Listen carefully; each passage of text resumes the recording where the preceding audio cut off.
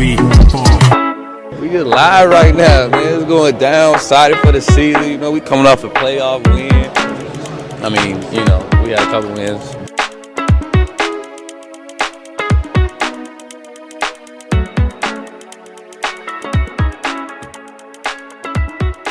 Hello and welcome to episode 232 of Deer Diaries, the Milwaukee Bucks podcast, presented to you by us, the staff here at Brewhoop. My name is Kyle Carr. I will be taking on hosting duties this week, but I am joined by my usual co-host, Jackson. How's it going down there? It's been a whole range of temperatures down here. Yesterday it got into the 20s while it was snowing, and then now as I look at my phone, it is a balmy 8 degrees outside. So yeah, I got school. Tutoring was canceled on Friday because it was near 30 below with the wind chill. So just loving life in this winter wonderland. How are you doing, Kyle? I can understand that. Kids didn't have school on Friday, so they were home all day because I think when I took my dog out Friday morning, the wind chill was negative 36. I think, well, this stinks. And I'm pretty sure it hasn't gotten above zero until today. So I've tried limiting leaving the house as much as possible this weekend. I think other than taking my dog out for a walk, I left the house like twice. One was to pick up groceries. One was to schedule a grocery pickup and see what we needed. And the other was my fiance and I, we did do a sip and paint on Saturday night. So I was like, okay. One reason was good. The other one trying to figure out what groceries we had. There's some stuff that was out of stock, so I still had to go and grab it. I was like, this is dumb. Yeah, it's been bitterly cold, and I will say for everyone that is out there, I hope that whether you got the huge amount of snow over in the Northeast or the ice, especially down in like Tennessee, or again, the bitterly cold in the Midwest, we hope that you are safe. And if you don't have to go outside, don't go outside if needed. I also want to give condolences to the families of Renee Good and Alex Preddy, who were executed by a terrorist organization and ICE. Just the long list of the many things that they have done that is just, quite frankly, evil, and they need to be abolished. And adding to that with the government lying on what is going on, shout out to everyone in the Minnesota/Minneapolis area that were out protesting, doing what needs to be done. So I do want to give that heartfelt condolences, and I do say that ICE needs to be abolished. So I'm not going to argue with you on that. That's what I'm saying. But no. I was going to say we will continue and talk about the previous week, which was not a good time at all. I was going to say if the Bucks got outclassed, I think that's the best way to put it, when they faced the defending champs, the Oklahoma City Thunder, losing 102 to 122. That scoreline still seems very flattering, even though I would say that was it says 20, but it felt like it was a 40-point loss. Why that game was on ESPN, I don't know. Then, just when you think things couldn't get worse, it did, because they played on Friday against the Denver Nuggets. They were losing by as much as like 28. The crowd was booing. I know, Jackson, you were at these games, and then all of a sudden, the Bucks were down 2 points and had a chance to win it. And I was like, what? This is the dumbest game I've possibly seen. And then we get to Sunday. The Bucks were supposed to play the Dallas Mavericks. However, Dallas was unable to leave due to that winter storm that was coming through. So they were unable to leave to get to Milwaukee in time for the game. The game has been postponed. It was initially thought the game would be either today, Monday, as of recording, or more likely February 19th. We still haven't gotten word from the league, but I'm just going to assume it's already 12:40 p.m. Central Time. So I don't think this game is happening on Monday/today. So I guess we can briefly go over these games, Jackson. You were at both of these games in person. Yeah, I feel like this was... We'll talk about it in your point, but these were two games that we were finding a common theme. Yeah, I think the biggest thing, even before just getting into like the play-by-play, as it were, both of these teams the Bucks were playing were missing substantial rotational pieces. We just started with OKC. Yes, they still had SGA and Chet out there, and not Aaron Wiggins, Case and Wallace. I always get those two mixed up. Yeah, Wallace. Because he almost wanted to fight Bobby. Yep. But they were missing Alex Caruso, Isaiah Hartenstein, Jalen Williams, Aaron Wiggins, and then if you want to throw in Nikola Topic, he wasn't playing either. If you want to count him as a rotational piece. So at least 4 to 5 players missing for OKC, and it was still belt to ass. Yeah, it was just bad from the work. It was basically, I think I equated it to like the Bucks, like were the JV team against OKC, where it's just like it was 38-18 after the first quarter, and it just like the Thunder just coasted for the rest of the game, and they were making some crazy shots too. It was like they could not miss at points, but that's when you have stretch. Yeah, I was gonna say that's when you have a coach who runs a modern offensive system where it has cutting and passing, and not just here you go, Giannis, go ISO, real quick. And it wasn't even like Oklahoma City was doing the foul bait. It's not like Shea was going to the line like 15, 20 times. He had 7 free throws. Yeah. Like, still scored 40 points. Yeah, it was his most ethical game of his career, I would say. He was 16 of 19 from the floor and nearly had a triple-double. Like, it was ridiculous. It was just so bad. And then Giannis calling out the team again, saying they're not playing hard enough.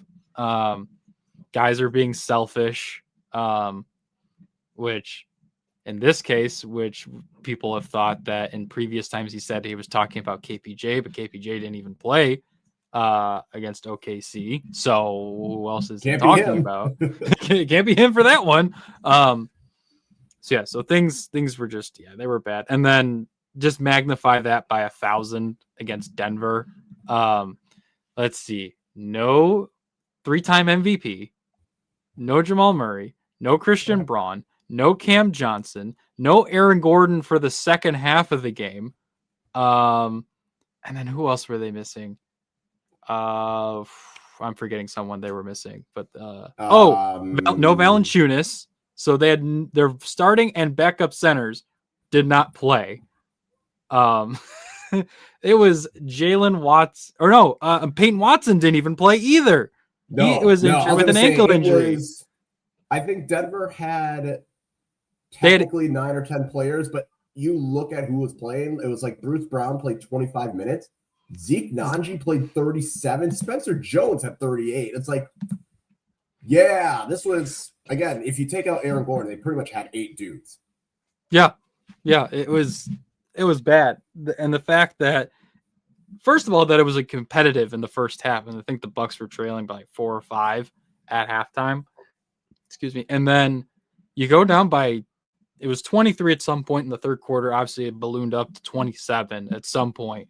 That's just totally inexcusable. And like, I try and give teams a pass. I try to give the Bucks a little bit of a pass against OKC because they were missing Miles Turner and KPJ. So I give them a little bit of a pass there. But Miles Turner played in this game. And no offense to these guys, all they were missing was AJ Green and Gary Trent, in addition to Taurean Prince, like who's been out all season. But just 2 guys who played a majority of the season. That's it against the C squad for Denver. Like if you look at this, if you look at who played for Denver, other than Aaron Gordon in the first half, who are the guys that you would say are consistently, in their top 6 or 7 of their rotation? Oh, that's a great question. And that's where the Denver game was more inexcusable because, okay, it's OKC. I understand. Yes, they didn't have players, but it's still OKC. They still had Shea. You didn't have Miles Turner and Kevin Porter. Fine. But this game was like, okay, you were as healthy as you could be, realistically. And Denver was not healthy. And you still, again, the fact that they clawed their way back to somehow steal the game doesn't excuse what happened in the second half. Yeah, I mean, just third quarter. Yeah, I mean, taking a look at who else played. Hunter Tyson got 11 minutes. Deron Holmes got 15. Julian Strother was out there. Like you said, Spencer Jones, Tim Hardaway Jr., Curtis Jones got almost 10 minutes.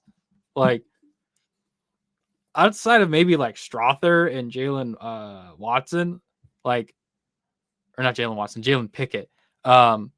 It's a bunch of who's and like backups to backups And playing. dudes that you're like, they're still in the league. Like it was so bad. And then obviously the biggest news out of that is Giannis popping something in his calf again for the second time this season. He says somewhere in the 4 to 6 week range. We still haven't heard like the results of the MRI. But it was really bad. And then hearing that if the Bucks I'm just saying for an example, if the Bucks were like 26-18, he probably would have sat the rest of the game after first injuring his calf in the first quarter. Like, that was just brutal. Like, for anyone who says he's still like to get traded and isn't committed, like the dude played hurt for 4 quarters and missed the last 34 seconds because he popped something in his calf. It's also just like, if you think Giannis would intentionally not try hard, even given state, like, then you don't know Giannis. Like, the fact that Giannis was like playing, like, okay, if they had a better record, he would have sat. I believe that. I also believe he felt as though he needed to play, but you also need to have some adult in the room be like, I understand you want to play. However, we cannot take that risk. You are hurt. It is the same injury you have been dealing with all season. It is the same injury that you had an issue with not even 2 years ago. Like, you got to sit. Like, I understand you want to play, but you got to sit. And that, to me, was rough. To, like, especially here. And then in Neon's like, oh, yeah, I heard this happen. I was like, well, crap. This was avoidable. Yeah. Yeah, no. And which makes the Bucks coming back and him going back in there even more annoying, because I was like, okay, you could have just left the scrubs in there and just accepted the loss anyway. Like, that was honestly the result of that game all the way around was the worst case scenario. A, you go down big. B, you decide you still think you have a chance to be in it, so you play your guys. You get back into it, but you still lose because Kyle Kuzma was the unfortunate lucky guy to get the rebound and takes a half-court heave, which he had to. There was 4.5 seconds left and there was no timeouts. Yeah, there's not. You had to do that. Yeah, and it's like Doc said, like they wanted like to get an advance pass up, but I guess no one was open or something. So Kuz just like, all right, I'll just shoot this. And at least credit to him, that was a close miss. It wasn't that bad. Like, the fact that he was able to get the rebound and get into a position where he got right across half court to take that heave. Like, I was not mad. I know some people were mad at that final play and like that final heave, but I didn't think it was that awful given the circumstances. Would maybe someone else having the ball to take that shot would have been better? Sure, but that was the least of my problems from that game. Is Kyle Kuzma taking the final shot? Something I'm surprised I'm saying in 2026. Yeah, and and just like getting back to the OKC game for a second, because I just remembered something else Doc said, and then he said it before about Kuz. He's like, oh yeah, Kuzma was supposed to be like playing in the middle of the floor and like be a screen and roller and cutter, but like he was just spacing the floor. It's like, if if that is the game plan for him to set screens and be in the middle of the court, why are you not getting on his butt like, Kyle, stop standing at the 3-point line. They want you to shoot it. And again, it's harder because they didn't have Miles Turner to like be that guy out there. And they went small. They basically played Giannis at center. Although it was funny, Kyle Kuzma was officially listed as the starting center. It was kind of funny. But like, dude, I don't understand. Like, how does this? That was your takeaway? Oh yeah, he was not supposed to be doing that. Where are your eyeballs, man? Like, if you say he's not supposed to be doing that, then tell him, Kyle, stop doing that. So I don't know if like they changed the game plan because Turner ended up not playing, or if that was the game plan going in, like even with Turner out, and they're just like, all right. It's like, no, stop. Shoot, I trust Giannis out there on the corner for a three more than I do Kuzma right now, and that's saying something. Yeah. But yeah, getting back to it, like the result of that, and you lose on top of it, you're now 2.5 or 3 games out of the 10th seed, and that Tankathon website there's going to be a lot of pings from IP addresses in the Milwaukee area for the next couple of months, unfortunately. Yeah, this was a week, and I don't know how much worse it would have gotten if the Mavericks game had happened, because this is also a Mavericks team that it's not doing so well, but at the same time, this Bucks team is doing terrible. So it would have been a very interesting game to see, but I don't even know like what to take away from this week. It's just one of those where watching these games felt like torture. And I'm sure for you it was even worse because you had to be there and you have to like try and talk to these guys after. Like me, I was like, after an OKC game, I was like, I'm going to bed. I don't need this. It's 9:45 and I don't need this game. Oh my God. Yeah, it was brutal. Like, okay. First of all, let me just do a mini rant on this whole Rivals Week nonsense. Oh, yeah, please. Okay.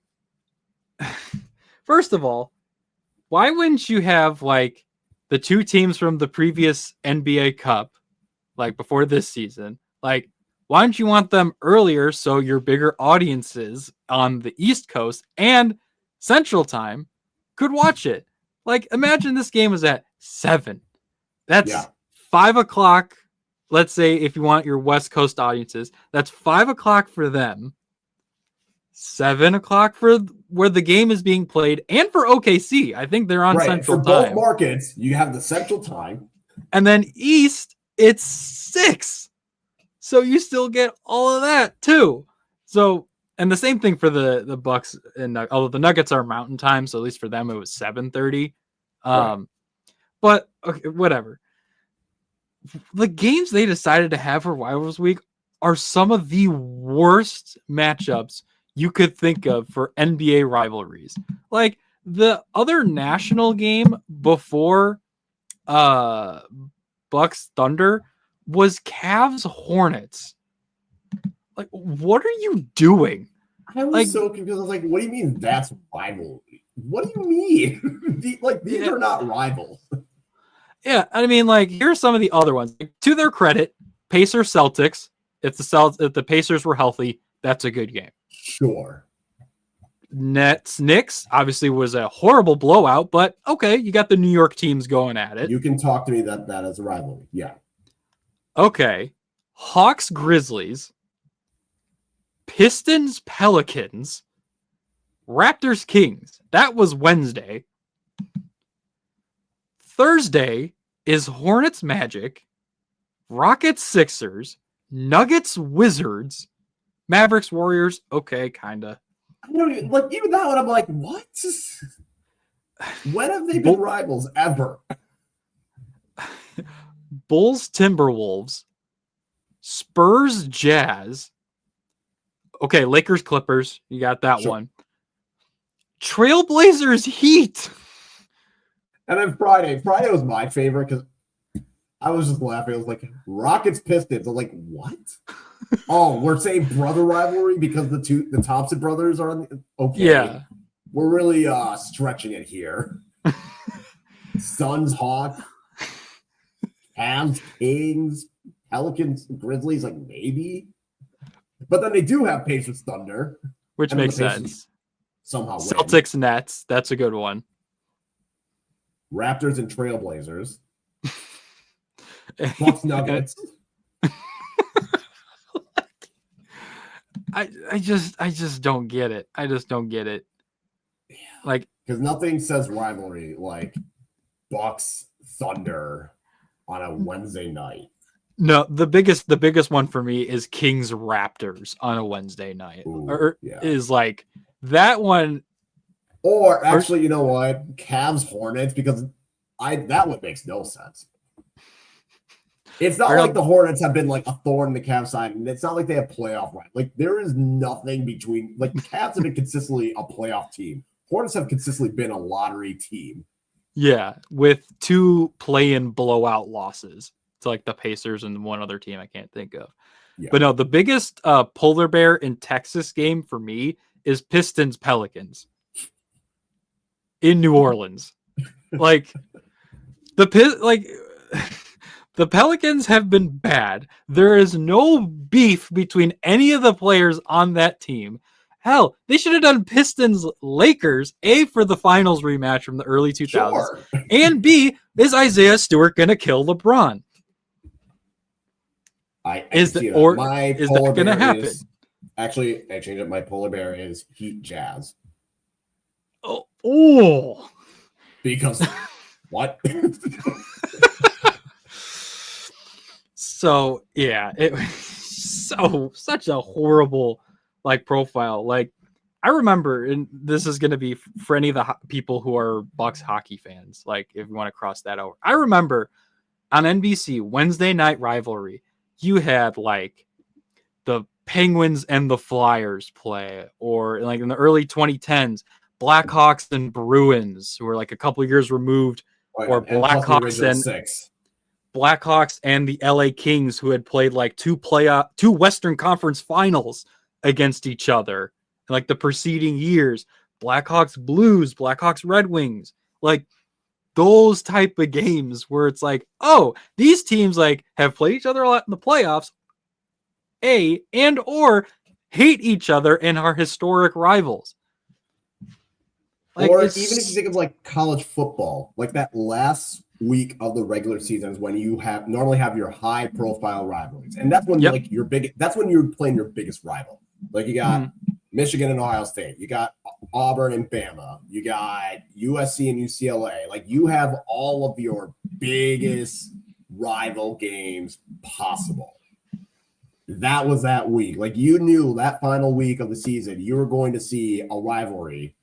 And those two teams, and like two teams that legit hate each other and have hated each other since the existence of time.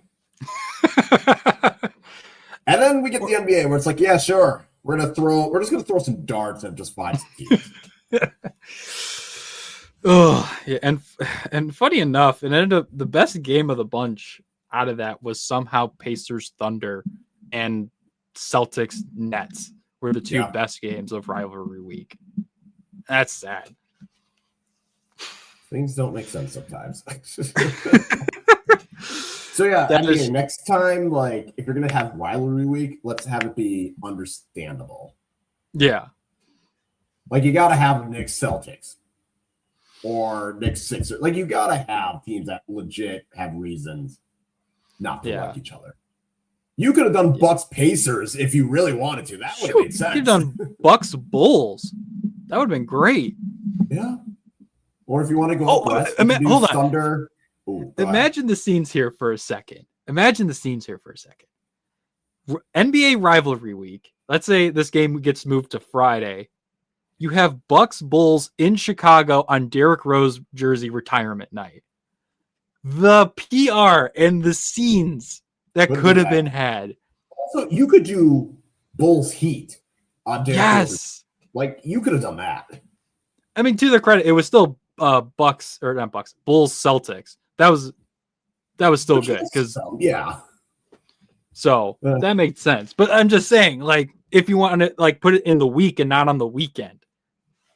Yeah. So I was gonna say there's plenty of better matchups. Like if you're gonna, and I feel like you have to spotlight only a few of them. Like if you want to do Clippers Lakers, great. If you want to do even Knicks Nets, okay. Then throw in like a Timberwolves and Thunder or Timberwolves Nuggets. You can do even if you want to do Warriors Lakers. Sure, I can at least understand it. Or Warriors Thunder, or not Thunder, Warriors Rockets. Like that could have been a good one. Mm-hmm.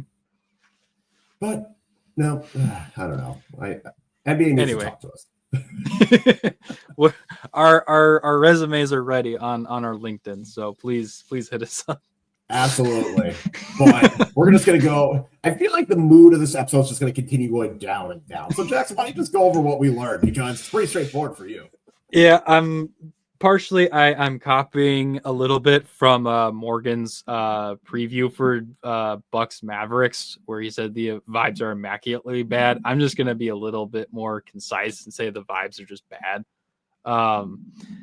Yeah, you go like, yes, you lose against the Thunder, expected, but there was a glimmer of hope with so many players out against the Nuggets, and like we talked about, like not only do you lose, you were losing big and didn't rest your starters. You got back into the game and you still lose, and now Giannis is out with another calf injury. We'll see how long it is. It could be maybe this is a relatively minor calf injury and he's out a week to 2 weeks.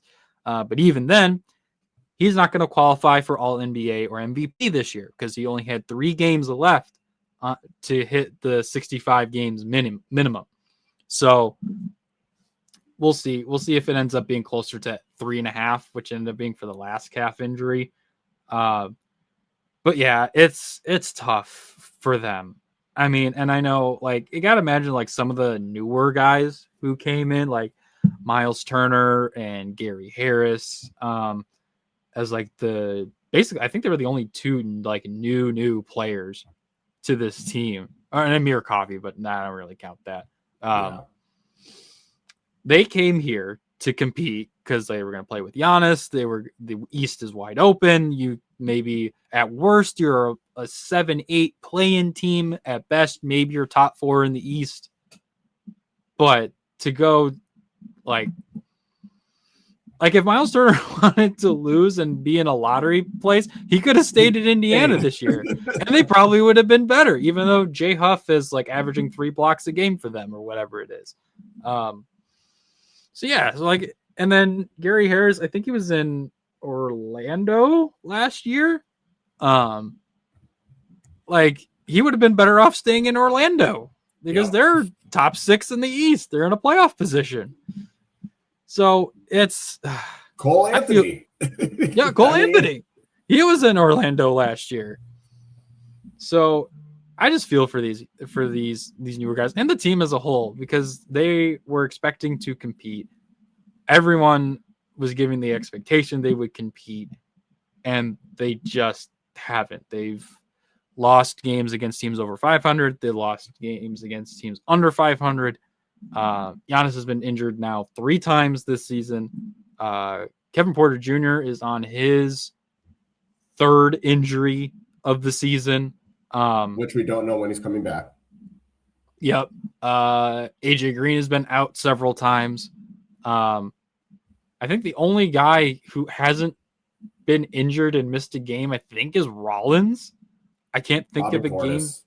Bobby Portis too. Kyle Kuzma has been injured. Like any top rotation player possibly has been injured at some point and has led to this. And now, less than 2 weeks to the trade deadline, instead of talking about like, oh, they're going to go after Zach LaVine and go get a big piece to help in the non-Giannis minutes. And, oh, Ja Morant maybe, if the deal makes sense. And now we're talking about, all right, what can they get for Bobby Portis? What can they get maybe in a package of like Gary Trent and Taurean Prince? Can they recoup some 2nd round picks and some more expensive bad contracts to look forward to next season? Because unless they go on some Boston Celtics, like 2022 Boston Celtics thing, they're cooked. This team is cooked, especially if it ends up being a more severe calf injury and they decide to be more cautious. He's not coming back until late February, early March, if his timeline is correct. Right. And we still don't know MRI results. Just want to put that context out there. So yeah, not a lot good going on right now for the Bucks, maybe except for Ryan Rollins, who had 2 big shots and looked a lot better in that 4th quarter against Denver. And I think that's the other part of it, is that we have no idea. You would think we would get some update from the Bucks at this point. And there's no update even going into Sunday's game against the Mavericks when they were supposed to have a game. We still don't have an update. We have no timeline. And it feels like it can't get worse. And I remember talking with Jack about this. Like, have we hit rock bottom? And I thought at that point they had hit rock bottom. And this was maybe early in Giannis's injury or shortly after Giannis got injured or something. Like, it felt like, okay, this might be rock bottom. I think it was after the Nets game when they got blown out. And it's like, nope, actually, rock bottom has just continued going down. And, okay, losing by 30 to the Timberwolves, rock bottom. No. Losing by 30 to the Spurs, rock bottom. No. The Nuggets game, no. Like, even this Nuggets game, it's like, I don't know how much further down it's going. And, yeah, the vibes are bad, and I don't see an immediate turnaround happening because even if you look at February, it's like, okay, there are some winnable games between the Pelicans and Pacers. They play the Pelicans twice. They have the Pacers. And that's really it for February. Like, there's not a lot of winnable games in that stretch. And then if you even want to go to March, that's when it starts getting a lot more tougher because you got teams like the Hawks who are both battling for that play-in, but also who knows what direction they're going in. But then you still have a whole nother West Coast road trip they got to do. So it's not looking good. And I feel like I keep saying, can it get worse? And I thought, no, this has to be rock bottom. And then we find a new rock bottom. Yeah. And Giannis is now openly like, yep, I'm not getting enough shot attempts. Guys are playing selfish. And it's like, all right. Normally we don't get this lot. Like, normally Giannis is not this blatant about the team's chemistry issues and the lack of shots. And it feels like it's been more and more blatant from him. And some of it is him probably overreacting / okay, but when you have to take some accountability to that. And other times it is kind of well, maybe like he does have a point. Like when he was saying, I need more than 11 shot attempts. It's like, yeah, I don't disagree. But also the Oklahoma City Thunder were doing everything in their power to make sure you didn't get those shot attempts. That's why you look at the shot spreadsheet and it's a lot more spread out. Like Kuzma had 12 shots. Green had 10 shots. Rollins had 11. Portis had 14. Like that was by design. Like that is a well-coached team designing it for that purpose. But at the same time, coaching also plays a factor. So vibes are bad. It's only going to get worse because I have to stop saying this is rock bottom because clearly we will find a new rock bottom. Just a quick thing. There is a slight update. There's no news, but it's kind of whatever. Doc, there was media availability at practice today. This is what Doc said about Giannis. He did a very good job. MRI has revealed exactly what we thought. There's no timetable, calf strain, and really no timetable for a return. Hopefully, like it was before, sooner than later, but there's no timetable.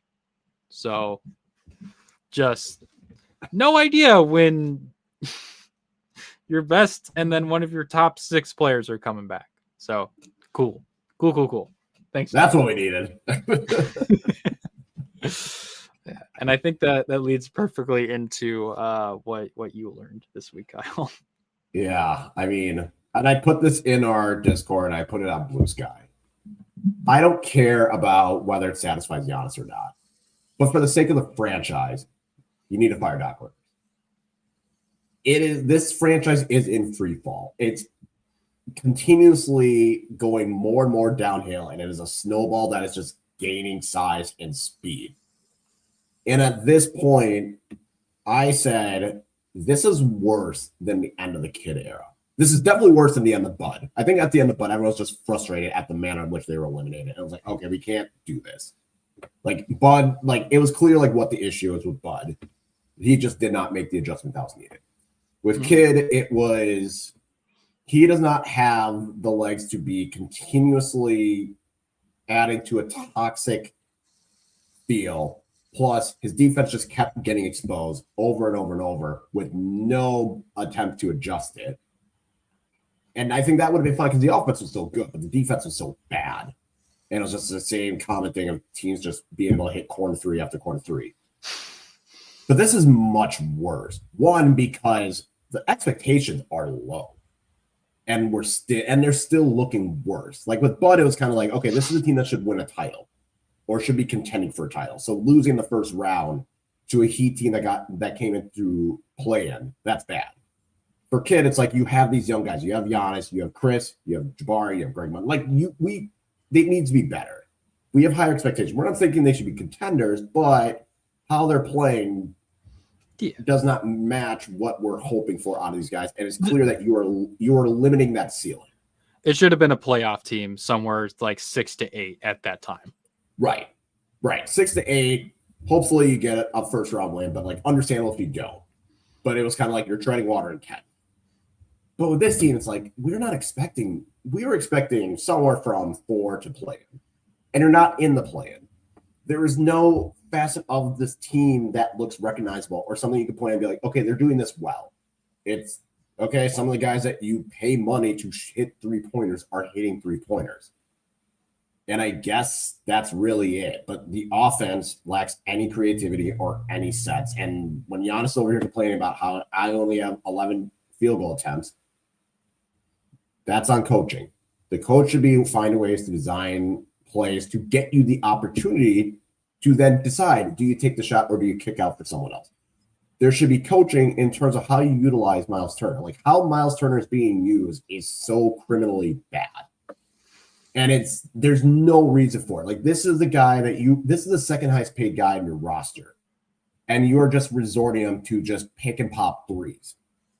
And if you had signed someone for like $6 million for that, to do that, okay, great. But you're paying a lot of money for someone that needs to be in this role. And then defensively, it feels as though there is no plan. You got guys like AJ Green and Gary Trent Jr., where you should be creating sets to get them off ball movement so that they can get open. It should not just be, here's a dribble hand, I'll shoot a 3. And it's just the effort. It's the effort. It's the lack of urgency at times. It just feels as though no one is making the hustle plays. Like the fact that you guys were talking about Pete Nance last week, and it's like, oh, he just really tries. Like he is going in, grabbing those rebounds. He's playing at 100 miles an hour. And it's so clear that he is doing all this while his teammates are it looks like they're moving in slow motion. And that's like, there's just no facet of this team that is inspiring. There's no facet of this team that makes you feel good. There's no enjoyment watching this team. It's just a chore. It is a hassle. I put in the Discord after the game got postponed. I was like, great, we were spared another Doc disaster class. And if you look at his grades just in the month of January, it is it's bordering D- F territory. Like his grades in January have been B, C+, C+, B-, D, F, F, B-, D-, D+. That is just January. He has not gotten above a B since the 27th, and I think that was like a gimme game, whatever. But otherwise, I just looked at his quarterly because I was like, oh, we're just making it like, how does Doc have such high end of an average? Like, well, he is boosted by the early season where he definitely had much better grades. But since December, he's only had one grade. He's had 2 grades above a B twice. And there's a lot more Fs than there is any other grade at the rate we're going.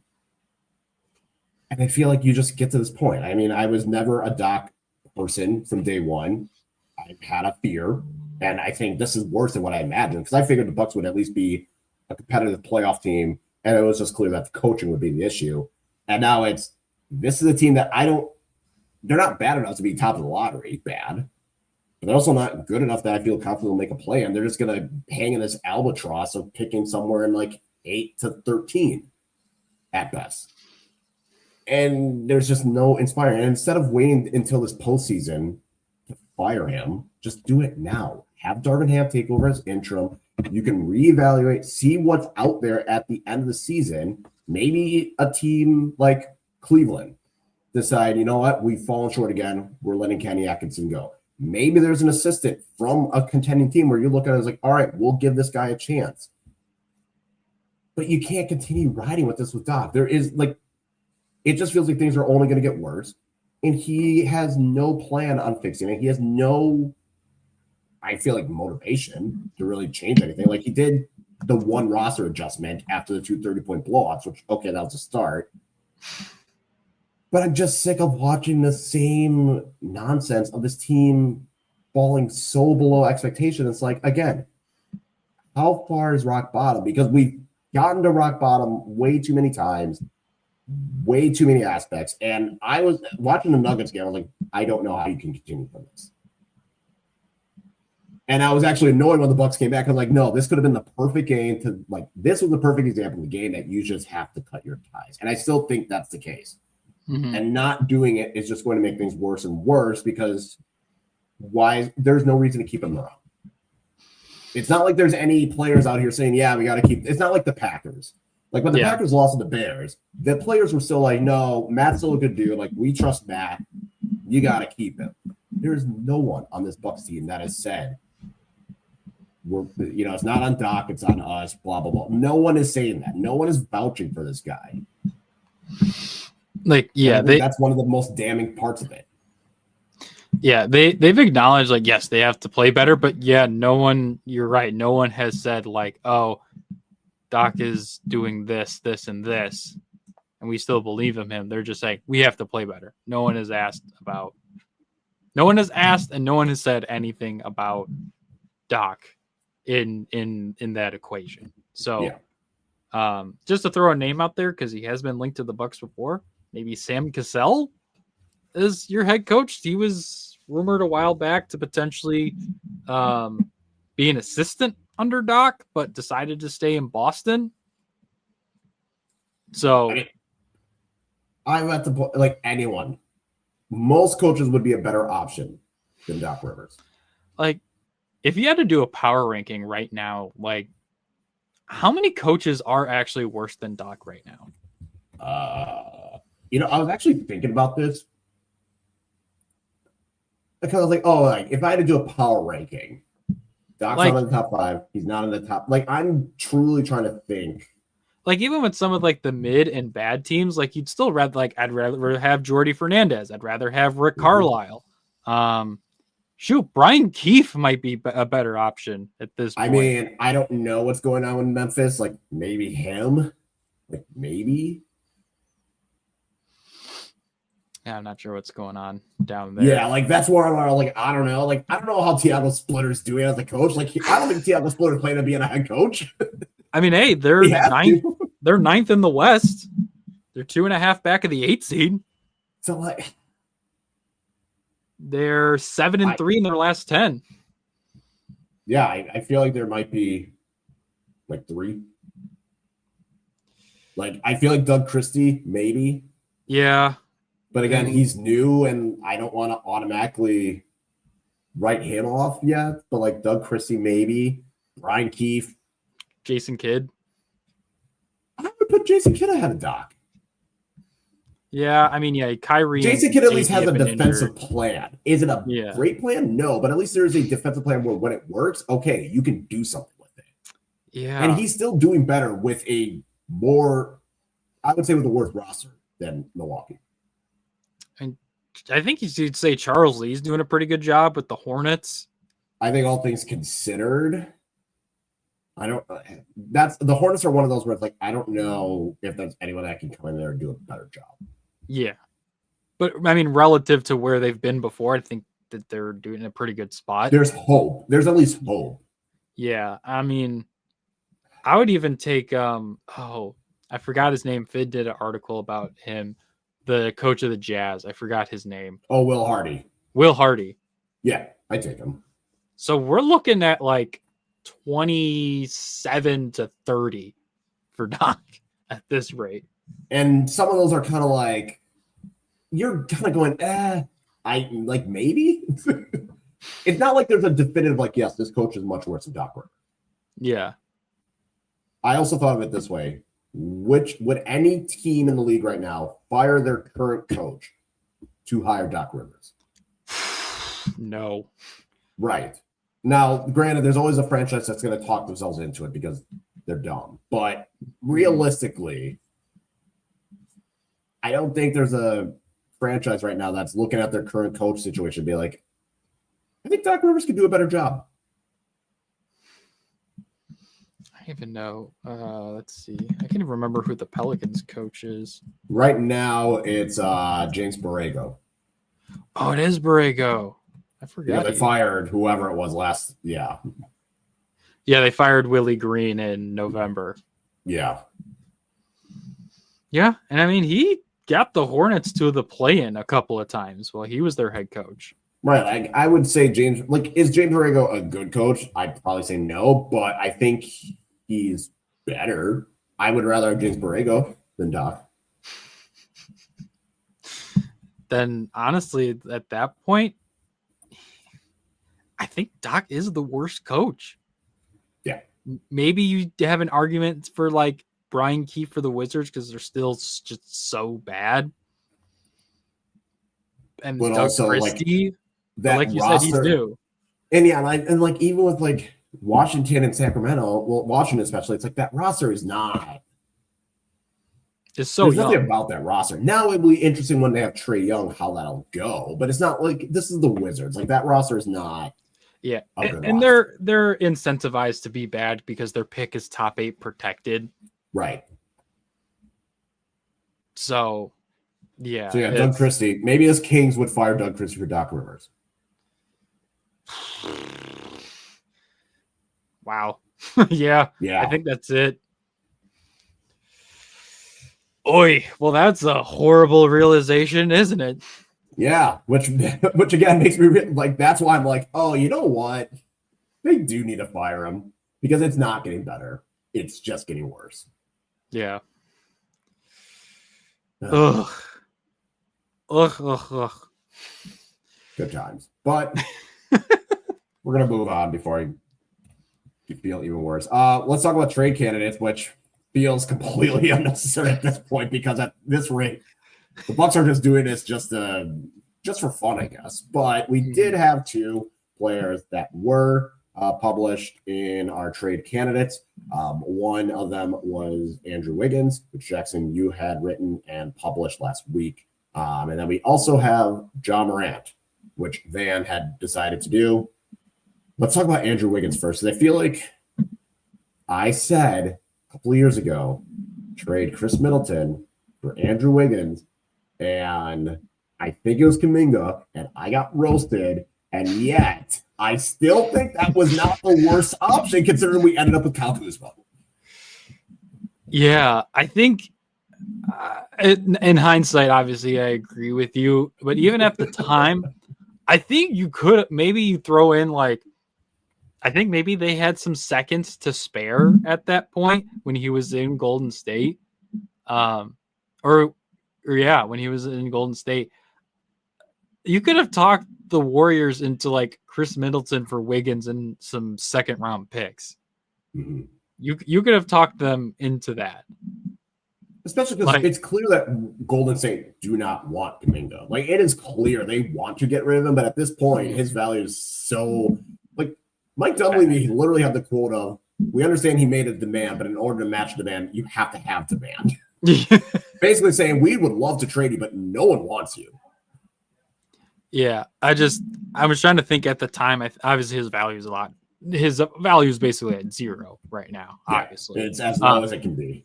But I was just thinking, I think they still valued him pretty well at that point. He was still last trade deadline. Yeah, at least they figured you can get an asset of some type. Yeah, and so I don't think at the time you could have gotten Kuminga and Wiggins for Middleton, just because of how injury prone Middleton was even at that point in the year, but definitely could have. I think you could have gotten Wiggins. Although I don't know, I don't remember the trade rules at the time. I'd have to turn back the clock for that. But yeah, just imagine having Andrew Wiggins the rest of last season, and maybe having Wiggins and Giannis out there, and then Wiggins and Dame out there together. All 3 of those guys. Not saying that Dame doesn't tear his Achilles, because that still might happen anyway. Yet he would have been such a more productive player. You probably could have kept playing Brook Lopez in the starting lineup on top of that. You could have had a wing to deal with either Nemhard or Neesmith or even TJ McConnell. Yeah. And you could have started AJ Green and let Torian Prince go to the bench so he wasn't hounding Tyrese Halliburton all game long. And then just imagine a bench of KPJ, Rollins, Prince, and Bobby as your 9-man. And as your 9-man rotation in the playoffs. Could have been something. But I mean, the thing with Andrew Wiggins is I feel like part of it is he had near the end of his time in Minnesota, it felt as though everyone viewed Andrew Wiggins as someone that just does not have enough of a drive or motivation to want to be better. Mm-hmm. And I'm not saying that isn't completely true, but he is still in the league. Like, he still has kept himself in the league despite that viewpoint. And he was at one point very, very good on Golden State when they won their title. Like, he probably was the second best player. He was their second best player in that series. And in Miami, he seems to, again, be a solid, like, he's not spectacular, but he has been solid this season for the Heat, which is not a bad thing. And his contract is not a bad contract either. No, he's got a player option. After next season, he has a player option that year for like another 30 plus million, which considering where a lot of the contracts are is a bargain. But yeah, he's averaging 15 points a game this year. Still pretty solid on defense. He can catch and shoot from the 3. I think he's averaging almost 4 attempts of like his 5 threes per game or whatever, or it's 3 of his 4 are catch and shoot. So excellent guy to have out there next to when Giannis is healthy. Would be great. And then even when he's not in there, he can still be pretty dang good as the lead offensive creator. Heck of a lot better than Cole Anthony right now. Right. And I mean, he's not terrible in the mid-range, so that would potentially be an area that he could thrive. And with him and Kevin Porter Jr., it's not ideal, but you have players that can score at different levels, which the Bucks do lack. I would say other than Rollins and Bobby, there isn't really anyone that you can say reliably can score more than 2 levels. Yep. Or 2 or more levels right now. Yeah, that's pretty much what you're spot on. And then at least for the mechanics, at least for my trade, for those who hadn't read it this yet, it's almost been out for a week, so maybe you should go read it. I have it as a 3-teamer where it's kind of like how Jericho Sims got attached to the Middleton trade last year, where it was a separate trade, but for other stuff it was attached later just because. This one is more like the Bucks kind of swoop in because I have the Heat getting Michael Porter Jr. for they initially send Wiggins, Rozier, and a 2029 unprotected first to Miami for Porter and Tyrese Martin to make the rosters work. And then Brooklyn reroutes Wiggins for Kuzma and Ajax. So yeah, Brooklyn gets Rozier, Kuzma, a first round pick, and Ajax in that whole thing. And then the Heat, they save a ton of money by getting Rozier's contract. Obviously, it depends on if the league even allows that type of trade, with Rozier just under federal charges. Under federal investigation / we don't know what's going on. So, but yeah, for the exercise, I just said like that's the trade they would allow the trade. But yeah, like, yes, it's not a situation where the Bucks are directly helping the Heat. Like, hey, let's help them get Michael Porter Jr. so they get further ahead of us in the standings. This is, we don't want to give up 2031 for Michael Porter Jr. Let's get something out of this at the same time. Yeah. And I did like this move because of what you said. You're not sacrificing a key asset to gain a player that can help you right now. And I think Andrew Wiggins would definitely help them right now. I'm going to build a caveat, and I've said this in the Discord a lot. It doesn't matter what move John Horst made. If Doc is your coach, it's still not going to matter. But I do think this is a good move where you can add a player that can help you this season and next season. You're not giving up a key asset. You shed salary that you don't want between Kuzma and, I mean, it's clear that Ajax is not in Doc's plan. Yep. So parting with him is not going to hurt the Bucks. I don't even view it as like the Heat getting better because, yes, Michael Porter Jr. is the best player in this trade, but he also still has that glaring health question mark where, yeah, he's good right now, but that body can fall apart anytime, and that's $38 and $40 million that you're on the hook for. That's definitely a risk. And I would say Tyrese Martin, I don't know much about him. So, I mean, he's an expiring contract, is what it is. But I did like this move. I think this made a lot of sense for all parties. The Nets can gain another asset. They don't have to have the contract of Michael Porter Jr. on them. The Heat get the best player out of this, and the Bucks are able to add a solid player without giving up anything too valuable. Yeah, and that 2029 first round, that would give them 4 first-round picks, the Nets, in 2029 because they have. Which I mean, they did just draft like 4 dudes in the first round this year. How is that going to work in the future? We don't know. Yeah. So they would have their own, the Knicks pick from the Mikal Bridges trade. Then they would have the Heat pick in this hypothetical, and then currently they have the least favorable of Suns, Rockets, and Mavericks. So whoever has the worst pick out of that bunch in 2029 is what the Nets would get. So if they are good, if they're a contending team at that point, if some of these rookies they drafted pop off in the next 2 or 3 years, that could be used to get a star player. If things continue to go better for the Bucks, is that Giannis, and the Bucks get a boatload of picks then, who knows? Yeah. But just something, the Nets are getting something out of it, even if it's maybe, depending on where Miami is, it's not like the most valuable, where like with 2031 from the Bucks, unless the Bucks add like another big time younger talent next to Giannis, it's not assured it's less assured that 2029 for Miami is going to be good compared to 2031 with the Bucks, where Giannis is 36 or 37. Yeah. Like I said, I think it all makes sense on that one. So I think that you did a good job in that. Then Van threw a big one in Ja Morant. And oh boy, I know Van did a good job at laying everything out.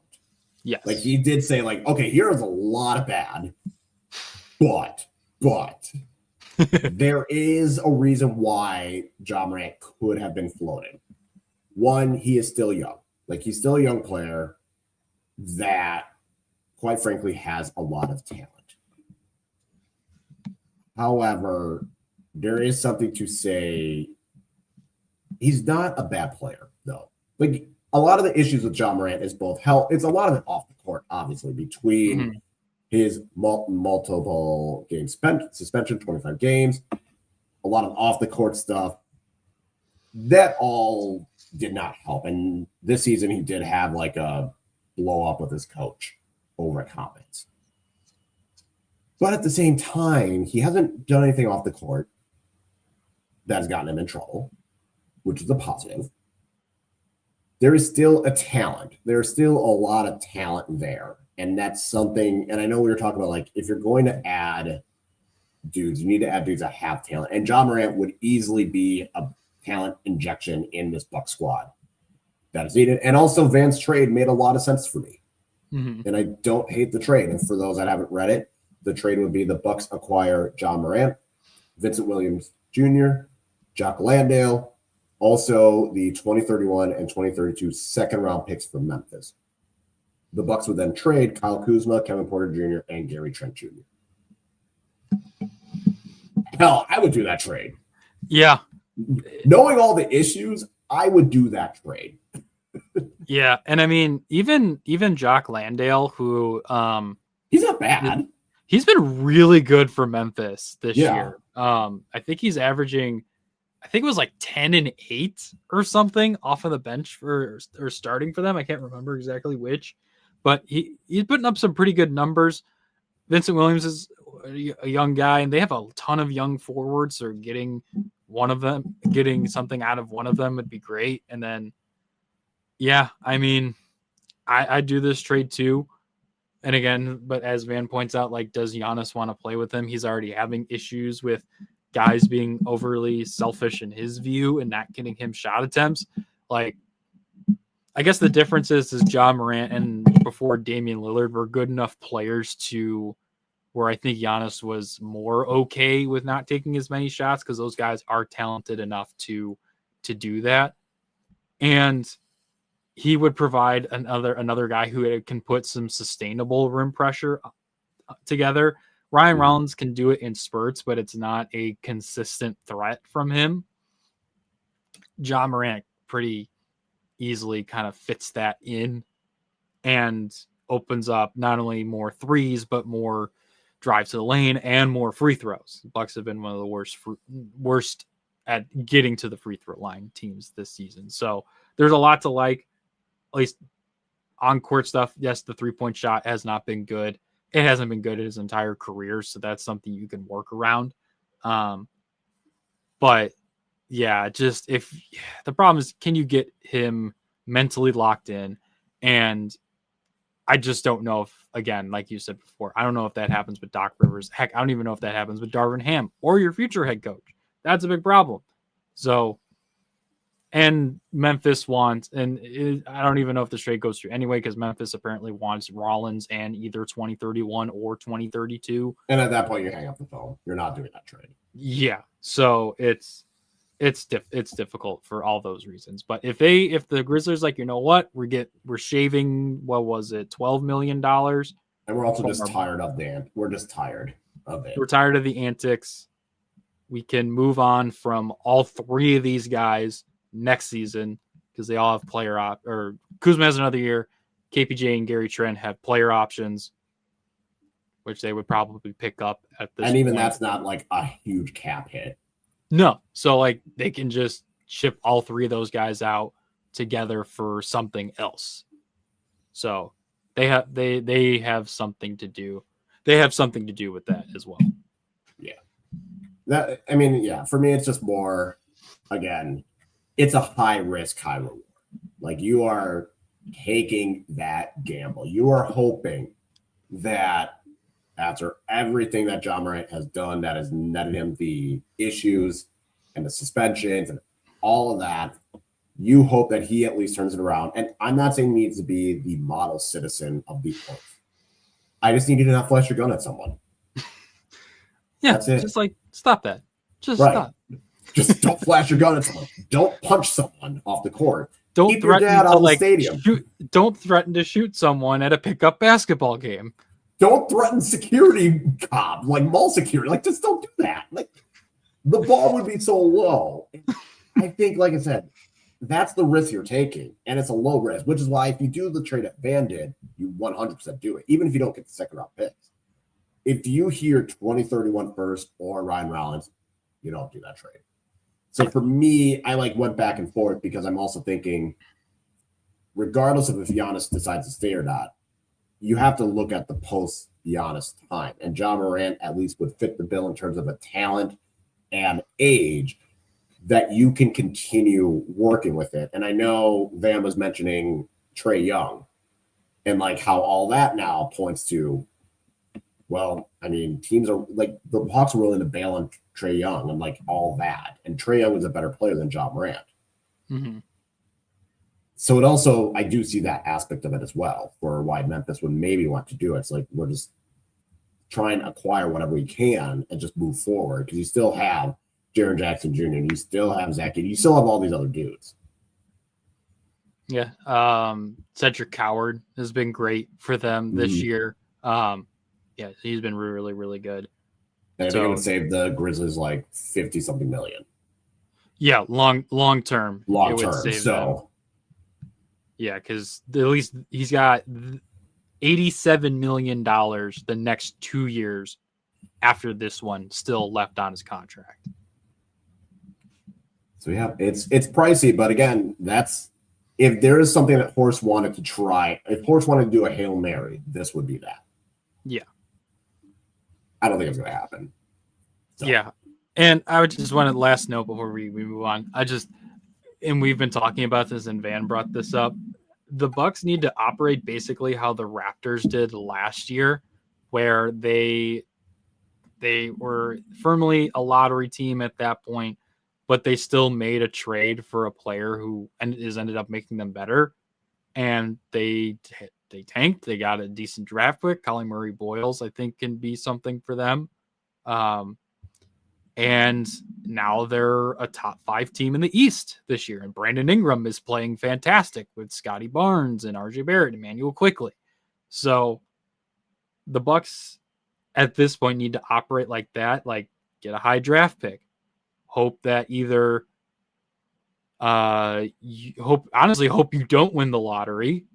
Yeah. And hope that New Orleans wins the lottery and you either keep your own pick, or miracle of miracles, New Orleans wins the lottery and you jump into the top 4. I was on Tankathon today. Funniest thing in the world. Took 7 attempts, but I did get it to where the Bucks won the lottery and the Hawks got that pick, but the Pelicans moved up to number 2. And so the Bucks got the number 2 overall pick. Who would be the most upset at that scenario? The Pelicans. Besides the Pelicans, I was thinking but I was like, if you're like Washington or Indiana, you are. Indiana's would be in piss. Like you get 2 of your 2 conference rivals at the top of the draft, and the team like that you have immense beef with is at number 2, and they won the lottery anyway, but didn't get it because of a pick swap. Indiana would be in piss. I'd feel I don't feel bad for them, but I would feel for them. If you're Indiana, Charlotte, Washington, like, what do we need to do to win a damn lottery? Hey, the Mavericks jumped up from just inside the lottery to number 1. It's happened. Just saying, the Bucks are at 8th right now. It's possible. And I mean, we did say, and I did mention, I was like, honestly though, the only good thing for the Bucks is that most of the teams ahead of them are either bad / or tanking. Like Washington is both. Indiana, I think at this point they're just like, whatever, this is the lost season. Mm-hmm. The Pelicans are bad. The Kings might tank at this point and blow it up. Brooklyn is bad / tanking. Utah is tanking. You can't tell me otherwise. And the Hornets are bad. Yeah, and I think I saw via taking. I think the Bucks have a 26% chance of being in the top 4 right now. Yeah. So hey, it's possible. We'll see. We'll those draft preview people or draft looks will be draft profiles. That's the word I was looking for. Those will get fired up real soon and be fun to look at. Oh yeah, I feel like the trade deadline is going to be. Yeah. How does take on and just hope for the best? How does Darren Peterson fit next to Giannis in 2026? We'll figure it out. All right, we'll preview this week's games. There's 3 of them this week. So Tuesday they are traveling to Philadelphia to take on the Sixers. And then Thursday, they go to the nation's capital to take on the Washington Wizards. And Sunday, they will end the week at Boston. That game's going to be on ESPN and is at 2:30 Central. So, might get ugly. So, Jackson, how do you feel about this week? And just to add on to that, today's game, when everyone's listening to this, will be on NBC and Peacock. So, for all our Peacock enjoyers out there, your time has come. I want to say 1-2 with that win against the Wizards because CJ McCollum isn't there anymore to terrorize the Bucks anymore, which is a crazy statement in 2026. But I don't even know what. I don't even know. They lost to the Wizards twice with Giannis healthy. And one of those losses, Kevin Porter Jr. was healthy for the entire game. And then even the other one, he was healthy through 2.5, 3 quarters. And they still lost. So to still be a beacon of positivity, I'll say 1-2 with the win against the Wizards. The Sixers look good. They had a great, fantastic battle with the Knicks over the weekend. Like, talk about a turnaround like we talked about Toronto. Like, Philadelphia has had a heck of a. I had no faith in the Sixers. I'm like, there's no way they're gonna be good. And Embiid looks healthy finally. Like, and as much as we like complain about his flopping, which is rightfully so, from a personal perspective, like just seeing him healthy and not always injured is nice, at least for his sake, because like you want to be out there and play, and he's just been injured. Right, I want to slander him for being bad. I don't want to slander him for always being hurt. Right. Like, let me slander him for being basically 7-foot SGA. Like, let me do that. Exactly. Like, if he fails in the postseason, I want him fully healthy, and I want to see him fail in the postseason. I don't want to see the team not win because he got hurt or isn't at 100%. Exactly. And then the Celtics, yes, they lost to the Bulls. Yes, they lost to the Bucks before. I think without Giannis. I think that was a few games after the first calf strain where the Bucks just like went on fire from 3 and the Celtics couldn't hit a 3 to save their lives. Yep. But I don't think that happens again. Jaylen Brown's been fantastic this season. Like, I think he, especially if Giannis misses more than 3 games, which is likely, I think he should be in the top 3 of MVP voting at this point. If I was filling out a ballot, I haven't even really thought about this. It'd probably still be SGA, Jokic, Brown, Luka. I think would be my top 4 at this point. I'd probably have SGA, Wemby, Cade. Oh, God, yeah, Wemby. Good point. Yeah. I'd say that's my top 3, but I would say Jaylen Brown would probably be top 5. Yeah, I think he's definitely in there. He's done a great job leading that Celtics team. So, yeah. But, yeah, at the end of the day, 1-2 record for the Bucks. What about you, Kyle? I'm saying 0-3. Okay. Valid. Also, I realize the Bucks will be on national television all these games because, yes, they play on Peacock on Tuesday against the Sixers. Thursday, they're on Prime Video. And they are on Prime. Yep, and the game against the Celtics is on ESPN. So, 3 times they will be embarrassed on the national stage. Oh, no. Yeah. And look at the jersey rotation. They have the white ones against Philly. They have the statement black ones against Washington, and then they're going greens against the Celtics. They're soiling the jerseys, man. Yeah, well, I mean, they did just do like a 5-game stretch of Cream City, so I think they had to let that one rest for a bit. Yeah, it was 3 straight games against Minnesota, San Antonio, and Atlanta. They did Cream City. So you got to let it rest every once in a while. But yeah, I'm going on 3 because I just don't have faith. And that lack of faith is very well founded. I would not be surprised if that happened either. Although, knowing how this season has gone and how drunk it's been at times, there's a possibility they go 3-0 and just be like, okay, we can actually win without Giannis. It would be the dumbest. Yeah, it would be the dumb. If they go 2-1, I'd be like, with the loss against the Wizards. Yeah. I'd be like, sure. I give up.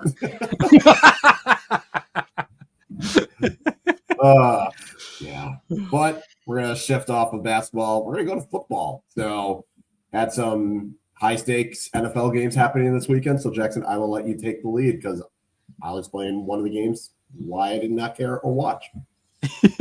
Yeah. Before I even get into that, there is a little bit of Bears news today that I'm happy to report. Their offensive coordinator, Declan Doyle, he removed himself from consideration for the Eagles offensive coordinator job. So he's staying in Chicago.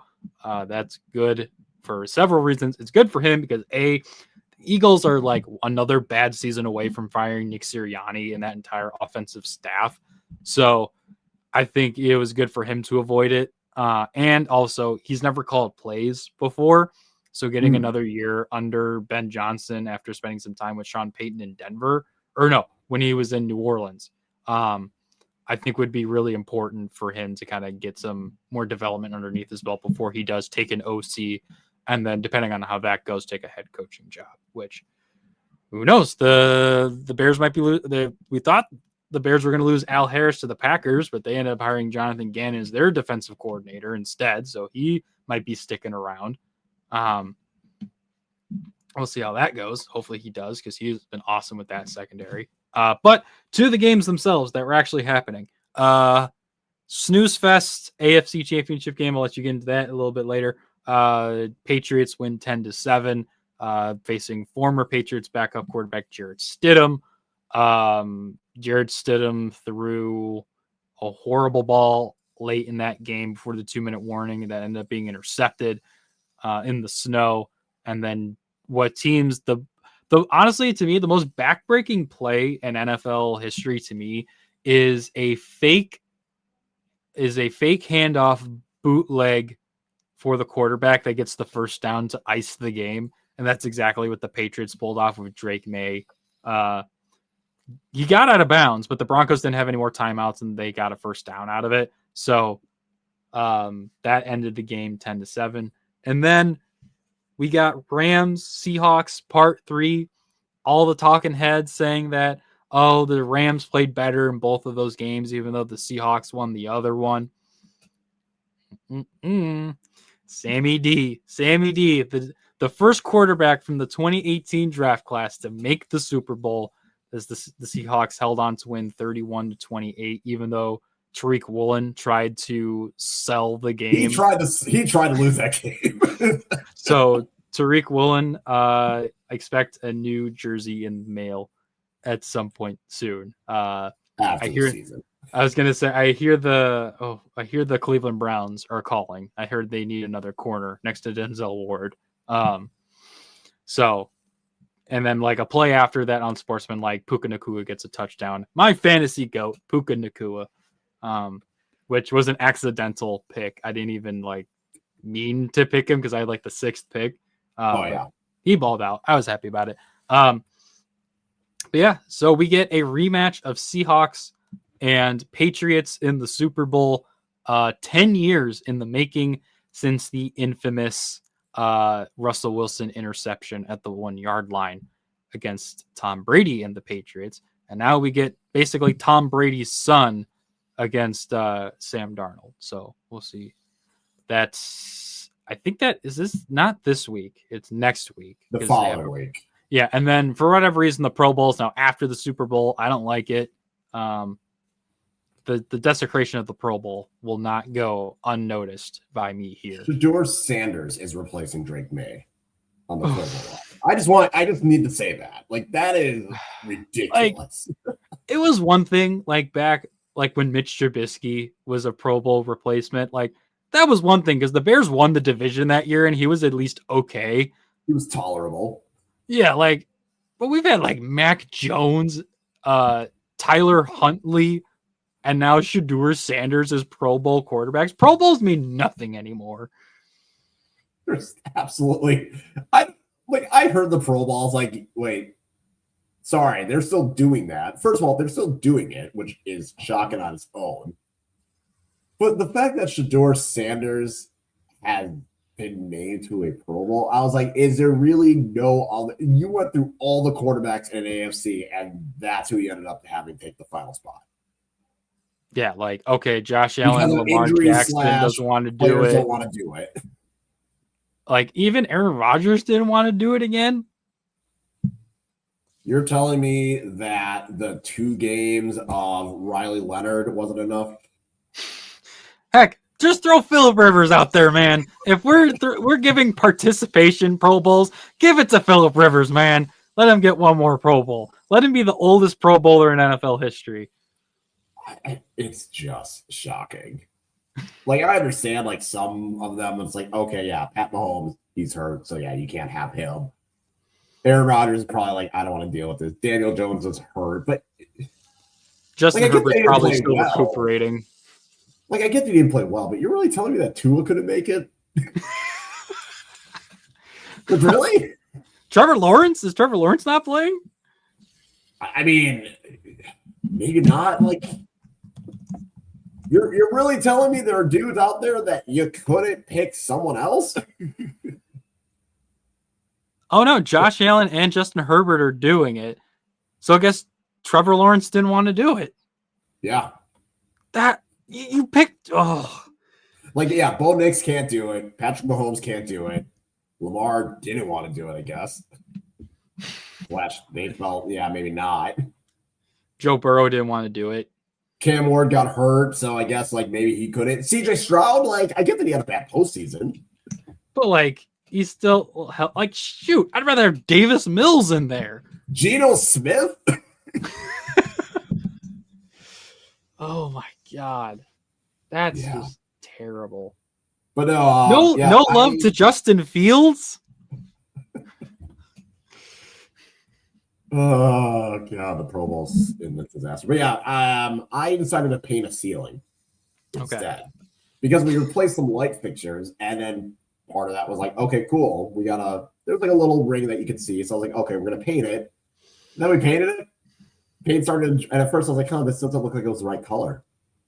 And then the paint dried. It was clearly not the right color. I was like, why the hell did they say this is ceiling paint? Why was the ceiling paint different in this particular part of the house and not everywhere else? So then we had to paint the whole upstairs hallway and above the stairs. And that still somehow is more exciting than Patriots Broncos. Don't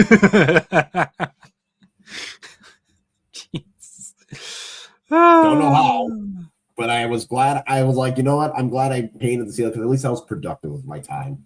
Watching Patriots Broncos was not going to be productive. Ay, ay, ay, ay, ay. Yeah, no, Packers hired a defensive coordinator. I still need them to say that the special teams coordinator is gone. Weirdly enough, that has not been announced in any way, shape, or form.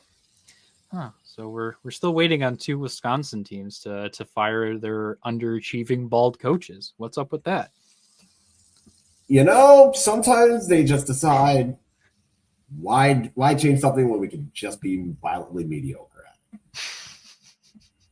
Yeah, because that kick return or punt return from Devin Duvernay didn't wake anybody up. Yeah, or the 7 points you get from missed kicks.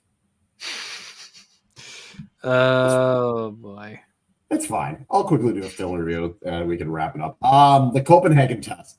It is a series on Peacock. Simu Liu is the starring actor on it. It's very like if you like spy thriller shows / movies with some action in it, I think this is a solid show. There hasn't been anything that's made me go, oh my god, this is like the best show I've watched, but I feel like I've at least been entertained. Like I feel like Peacock put a lot of money into advertising it. Like if you watch any TV show or if you watch any football on NBC / Peacock, they are advertising it all the time. It's like that and the Person of No Interest, Ponies with Emilia Clarke. I feel like those are the 2 shows that really they put their budget on. But yeah, no, it's been a solid show. I feel like the first episode is definitely interesting. I'd say the first 2, I feel like that'll make or break if you want to keep watching. Because like there is kind of this like I feel like the big swerve happened early in the series, which is a gamble, but I don't know. I've been enjoying it so far. I think I'm 5 episodes in. I think there's like 7 or 8 in the season, but it's been pretty solid. So if you are into spy thrillers and kind of like that espionage / covert field work kind of type of thing, I think it's worth at least a shot. I can't say if you're going to love it, but I feel like it's been solid, and I think it's not a bad show to easily binge watch. Okay. I'd seen some ads for it. I don't have Peacock anymore. All we have is Netflix, Apple, and Hulu. So, but I keep saying it, and I've said it for like 5 years now. It's like I need to really watch Shang-Chi and the Legend of the Ten Rings. Oh, it's so good. I still haven't watched it. I've been saying that since it came out, like when it was on Disney Plus. Like I need to watch this.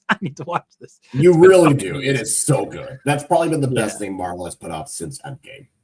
Yeah, And I mean, the last Marvel movie I watched was Spider-Man: No Way Home. That was the Which last was also thing. good. Yes, fantastic. But yeah, I'm always up for whatever Simu Liu is in, so maybe I'll pay for a month of Peacock just to see what it's all about. And then I can also send you my login. I have Peacock because hey, I gotta watch the Premier League, so gotta have Peacock.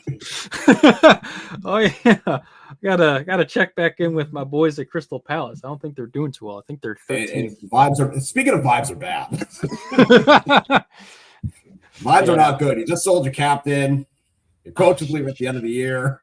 Oh God, The winning has not happened yet. It's not good. Okay, well that's good. I picked another losing team to root for. That's I was gonna say vibes are not good with Crystal Palace. It was good, like for the first half of the season, things were great. I was teasing myself. I'm like, oh yeah, they're only like 3 or 4 points out from 5th. They got it. No. I feel like, they're not going to get relegated, but it has not been an enjoyable season. Another team in no man's land. Where have I seen that before? Yeah. That is the quick update. But yes, if you need a Peacock login, I will send that over to you. So Thank you. That'd be much appreciated. So yeah, the Copenhagen Test, it's on Peacock. If you want to watch it, go ahead. Like I said, it's not. I don't think you're going to be wowed by anything, but I don't think it's a bad show. So yeah, that is it for the episode. Make sure to check us out at brewhoop.com. We're going to continue throwing out ideas for trade candidates. Obviously, we'll see what happens with Giannis and his injury, whether or not Doc gets fired. We'll still have recaps and everything. Make sure to check us out at brewhoop.com. Make sure to also watch as many games. Like, subscribe wherever you get your podcast feed, and we will talk to you next week.